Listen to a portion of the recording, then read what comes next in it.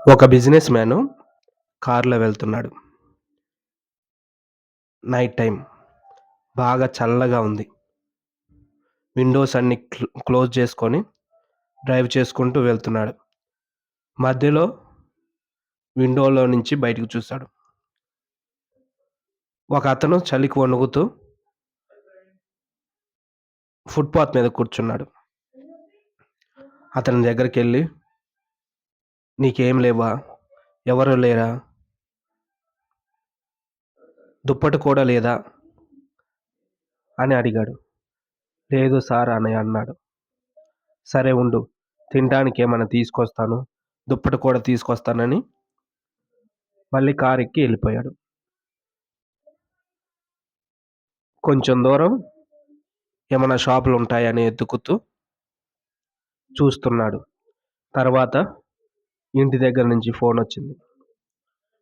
పాపది. "ఎంతసేపు పడుతుంది నాన్న?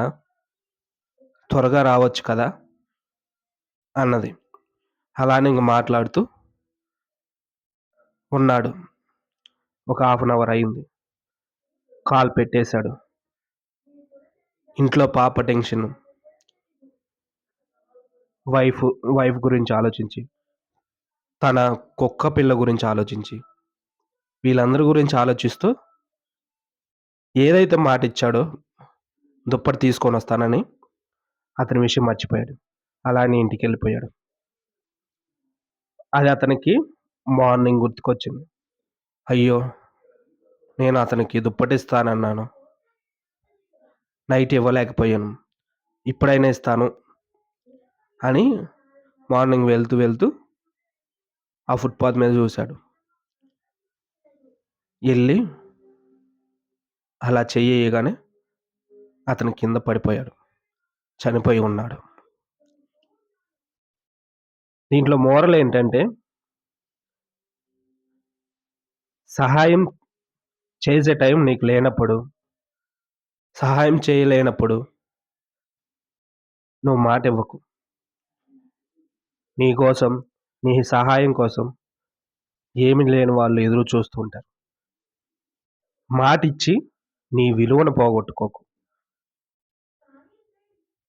అలానే అతను బిచ్చగాడు తనొస్తాడు అని చూస్తూ చనిపోయాడు కదా!